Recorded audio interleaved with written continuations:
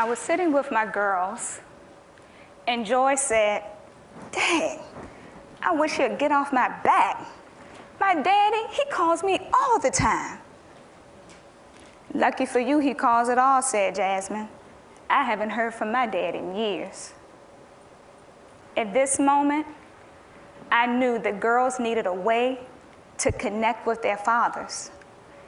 In Camp Diva, my nonprofit organization, we have these types of conversations all the time as a way to help girls of African descent prepare for their passage into womanhood.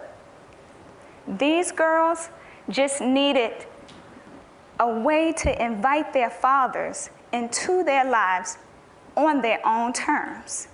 So I asked the girls, how can we help other girls develop healthy relationships with their fathers? "Let's have a dance," one girl shouted, and all the girls quickly backed her up.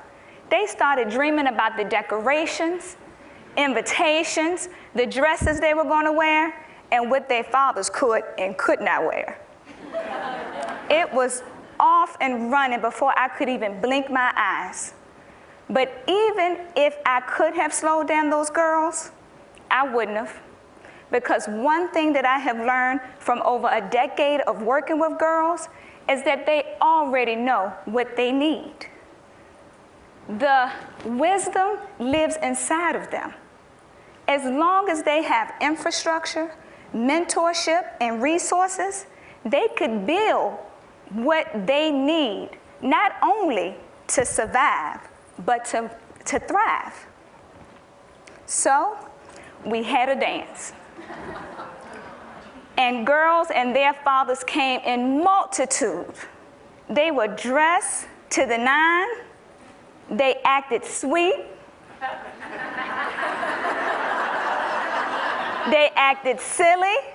They really enjoyed each other's company. It was a huge success.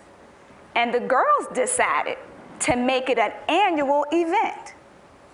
So as the seasons changed and it was time to plan the dance again, one girl named Brianna spoke up.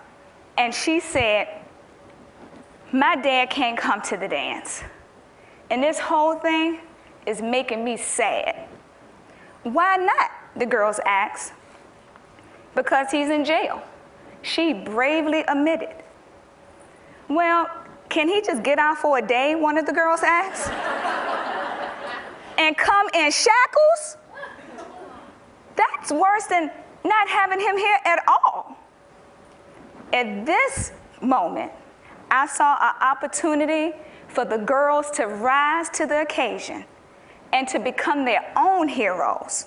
So I asked, what do you think we should do about this? We want every girl to experience the dance, right? So the girls thought for a moment, and one girl suggested, why don't we just take the dance in the jail? Most of the girls doubted the possibility of that and said, "Are you crazy?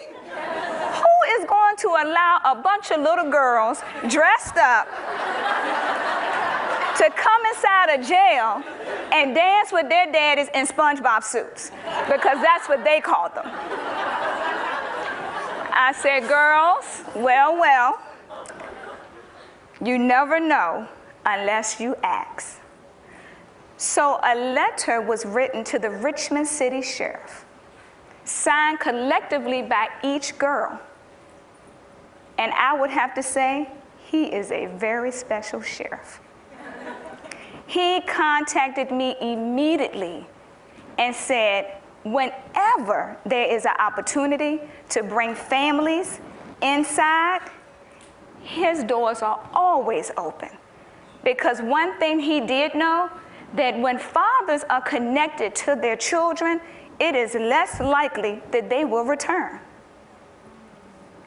So, 16 inmates and 18 girls were invited. The girls were dressed in their Sunday best, and the fathers traded in their yellow and blue jumpsuits for shirt and ties. They hugged. They shared a full catered meal of chicken and fish. They laughed together. It was beautiful. The fathers and daughters even experienced the opportunity to have a physical connection, something that a lot of them didn't even have for a while. Fathers were in a space where they were able to make their daughter's plate and pull out her chair and extend his hand for a dance. Even the guards cried. But after the dance, we all realized that Dad still would be in jail. So we needed to create something that they could take with them. So we brought in flip cams, and we had them look at the flip cams and just interview each other's, their messages, their thoughts. This was going to be used as a touchstone, so when they started to miss each other and feel disconnected, they could reconnect through this image. I'll never forget that one girl looked in her father's eyes with that camera and said, "Daddy, when you look at me, what do you see?"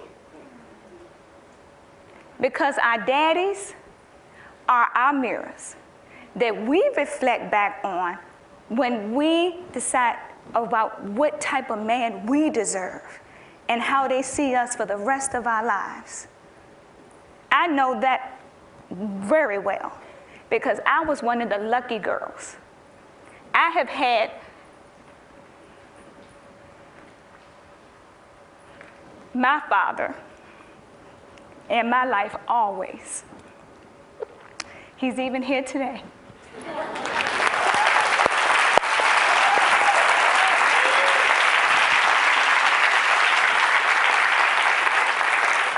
And that is why it is extremely special for me to make sure that these girls are connected to their fathers, especially those who are separated because of barbed wires and metal doors.